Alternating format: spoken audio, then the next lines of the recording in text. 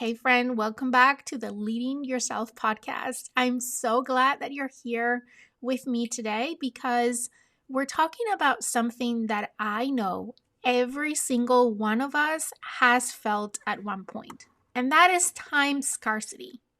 You know that feeling, right? That sense that the clock is always running faster than you are. You look at your calendar and it's packed. You try to catch up in your inbox and somehow you end the day with more unread emails than you started with. Even our weekends don't feel like rest. They feel like catching up on errands. I used to live in that place. I really did.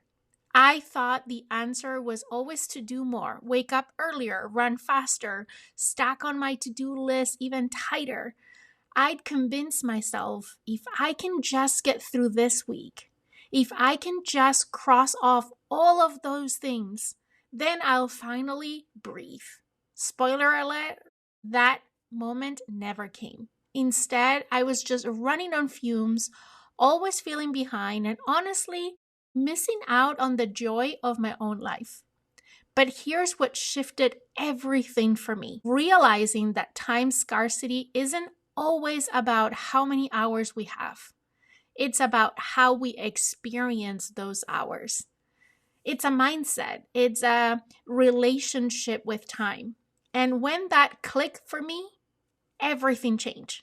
I stopped trying to cram more into every single minute, and I started asking myself different questions. How do I want to feel in this hour? What actually matters today? What can wait and what can I let go of? So that's exactly what we're going to dig into today. 5 simple but powerful shifts that can take you from feeling time scarcity or time poor to actually experiencing what I like to call time abundance. These are not hacks to get more done. They are ways to reclaim your time so you feel more present, more energized, and more in peace. So if you've been running on empty or feeling like there's not enough of you to go around, friend, this episode is for you. Ready for a little time relief? Let's go.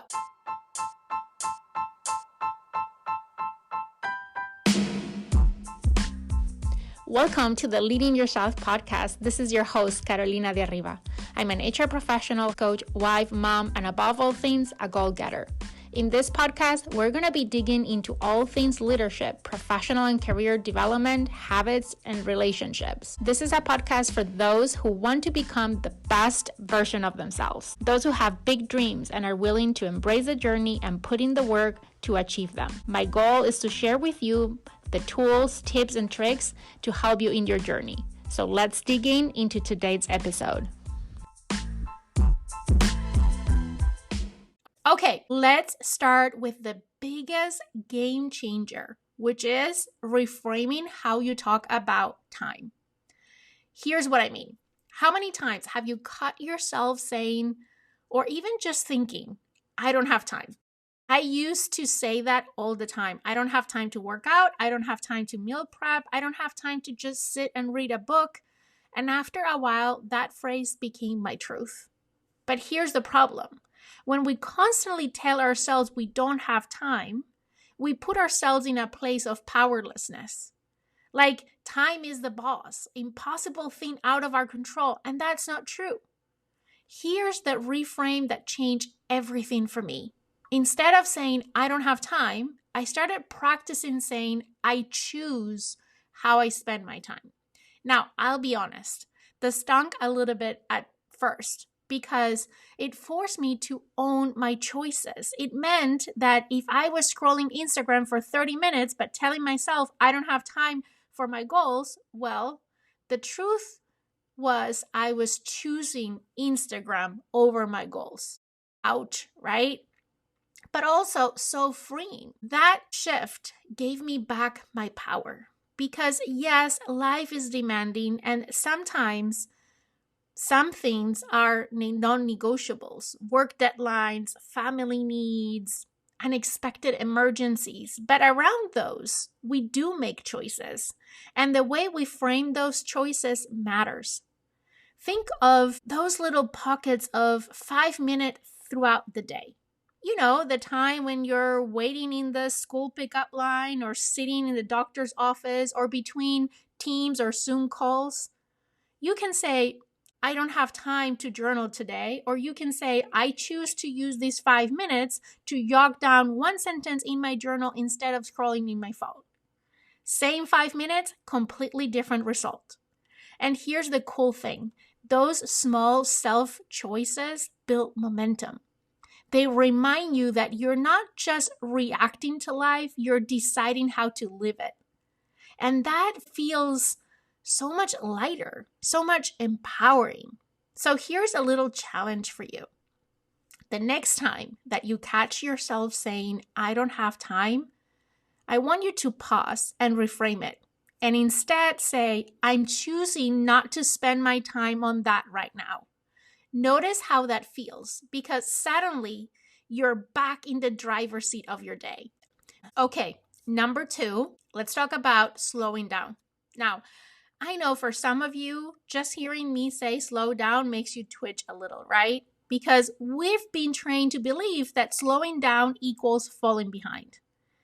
That if we're not rushing, multitasking, or hustling, we're being lazy. I used to live in that mindset. For me, it looked like rushing through everything.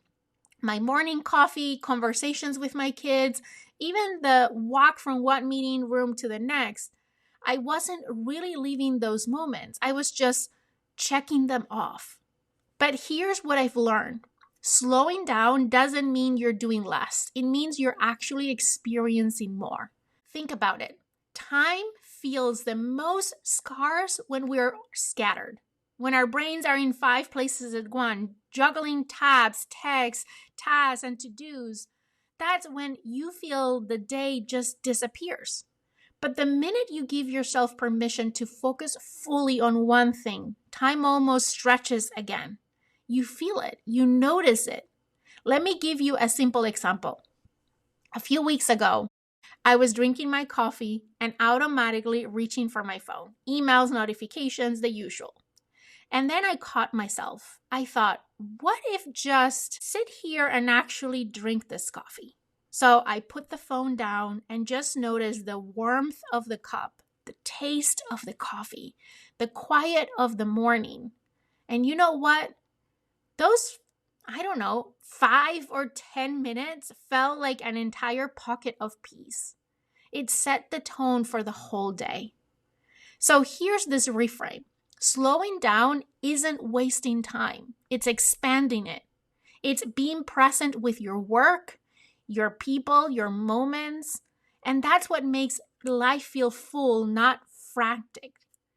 So here's your challenge for today. I want to challenge you to pick one thing you're going to do without rushing. Maybe it's making dinner or folding laundry or sending an email. Just one.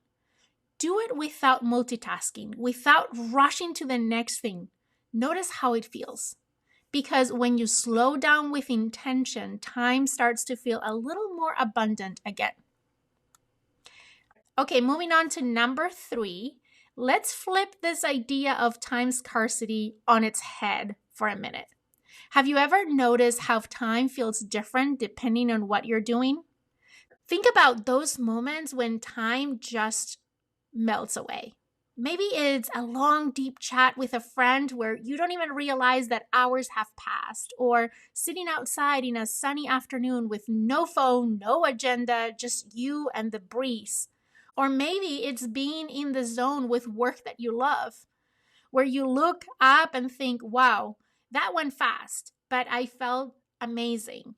For me, for example, that is when I'm recording the podcast, or lately, most recently, preparing for Thrive. Like I would sit down and spend 3 hours, and after the 3 hours, I'm like, oh my God, where did the time went? It felt like it was only 30 minutes. That right there is what I call time abundance. It's not about cramming more hours into the day. It's about how fully you experience the ones that you already have. I've noticed this in my own life.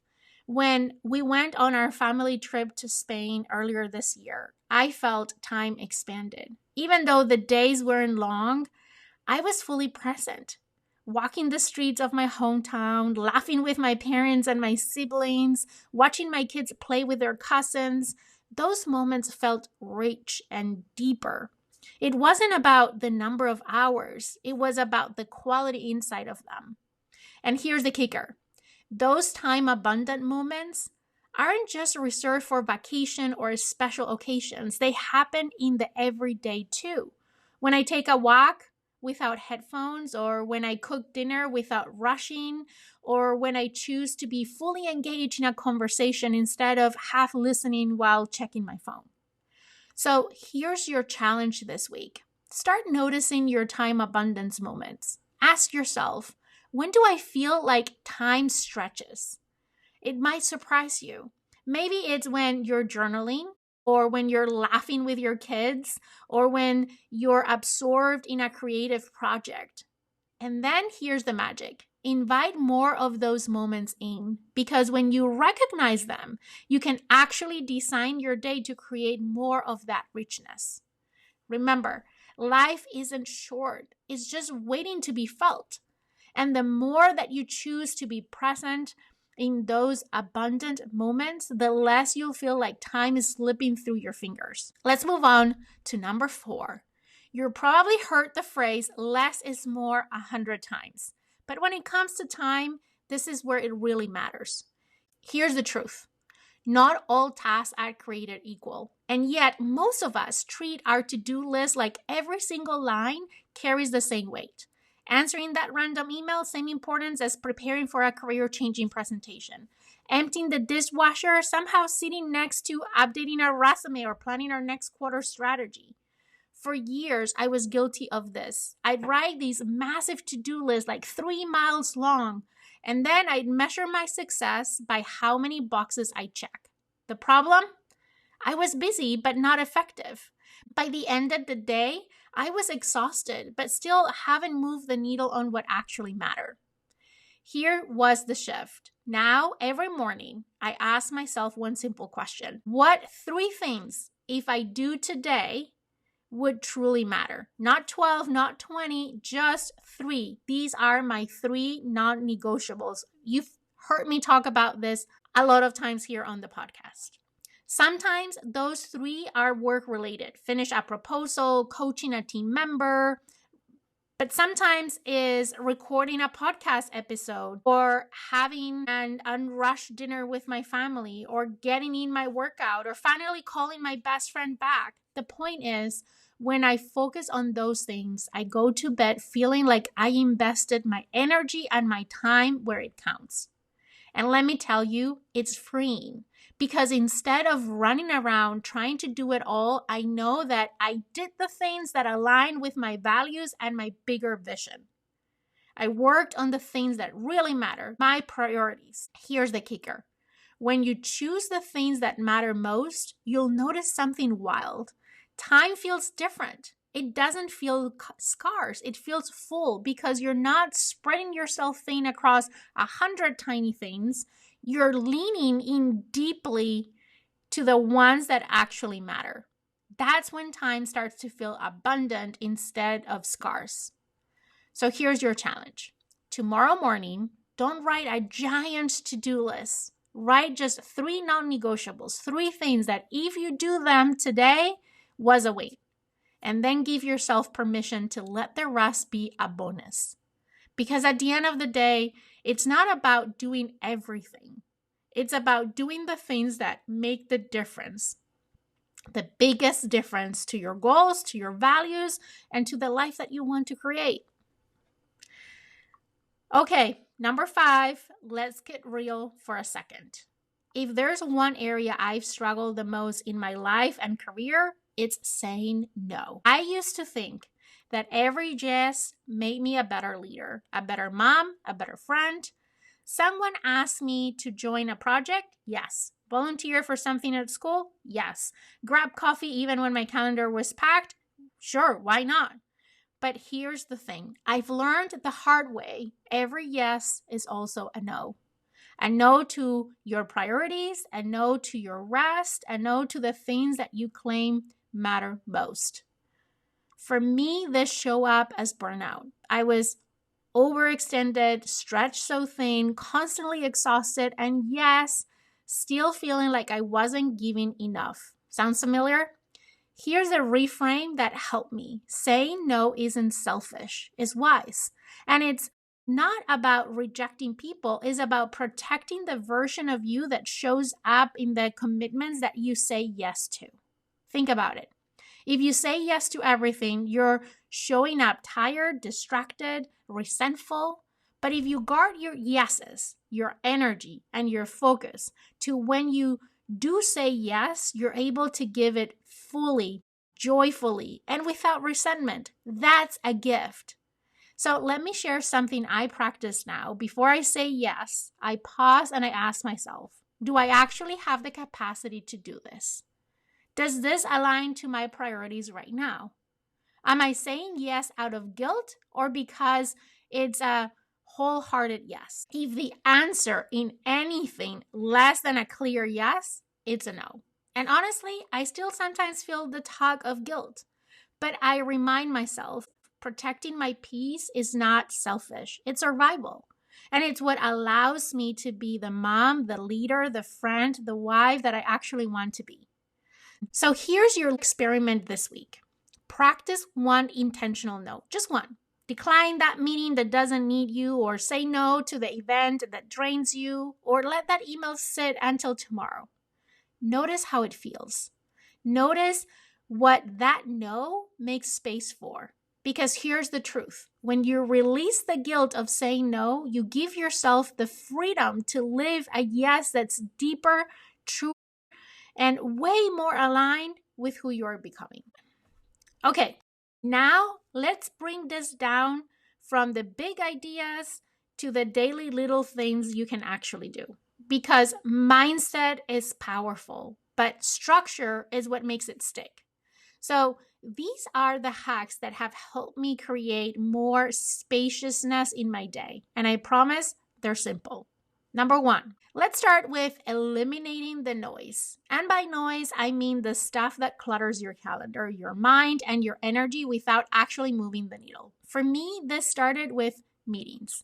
I can't tell you how many times I sat in a 60-minute meeting where my role could have been summed out in 2-line email. At first, I felt guilty declining or suggesting I wasn't needed, but then I realized saying yes to everything was robbing me of time for the things that actually matter. So now my practice is simple. Each day I ask myself, what is one thing that I can cancel, delegate, or let go of that isn't serving my growth? Sometimes it's a meeting, sometimes it's a social obligation, sometimes it's just choosing not to scroll Instagram for 20 minutes. Eliminate the noise, and you'll be amazed at how much lighter and more focused your day feels. Number two, the 3 priority rule. This one has been life changing. I used to start my day with a monster to-do list, 27 things written down, all color code. And by the end of the day, I'd feel exhausted, but still feel like I failed because I didn't check everything off. Then I shift to, as I shared before, picking my 3 priorities for the day. Just 3. These are non-negotiables. The things that if I finish them, I can close my laptop, breathe, and feel like my day was a success. The rest is a bonus. And here's the funny thing. Once I narrow my focus, I actually got more done. Because instead of scattering my energy across 20 things, I put it into 3 that really matter. That isn't just a productivity hack, it's a self-trust practice. Every day, I prove to myself that I do what I'll say I will do. And that's so powerful. Third hack, time blocking and white space. For years, I thought productivity meant crafting every minute in my calendar full. Meeting at 9, work block at 10, another meeting at 11, no breaks, no buffer. And you know what happened? The first time something ran over, my whole day felt derailed. It still happens sometimes. And by the end of the day, I was frazzled and drained. Now, I do it a little bit different. I still time block. I set aside chunks of time for deep work, admin tasks, or calls. But I also intentionally leave little space, like a 15-minute buffer between meetings. So instead of scheduling 60-minute meetings, now I got in the habit of scheduling 45-minute meetings. I also plan a 30-minute pocket in the afternoon with nothing planned. Those margins are where I reset, I breathe, or I catch up if something spilled over, or when I check my email. And ironically, it makes me more productive because it's no longer running on fumes or chasing a schedule that doesn't bend. Think of white space like oxygen for your calendar. Without it, everything feels tight and suffocating. With it, you actually have room to live your day, not just survive. And finally, number 4, the digital detox. Now, let me be real. I'm not talking about disappearing into the woods for a month without Wi-Fi. What I'm talking about is putting boundaries around your digital world so it doesn't own you. For me, this looks like turning off non-essential notifications on my phone. No more constant pings for emails or social apps. In fact, during the day when I am working, I have a non-disturb mode. Only emergency calls from my kids' school, my kids, or my husband get through. Everything else is blocked. All other notifications, they are not distracting me. I also only check my emails like 3 times a day, ideally. Mid-morning, in the afternoon around lunch, before I go to lunch, or right after I come back from lunch. And then I have time at the end of the day to check my email. I do that instead of letting it interrupt me 47 times a day or even more. At first, it felt weird, like I was missing something. But what I realized was I wasn't missing anything important. I was just gaining peace. And the same goes for social media. I used to just check for a minute, and before I knew it, 45 minutes were gone. Now I'll set intentional times, maybe 15 minutes in the evening, and that's it. When I stopped letting my phone run my attention, I got back so much mental energy.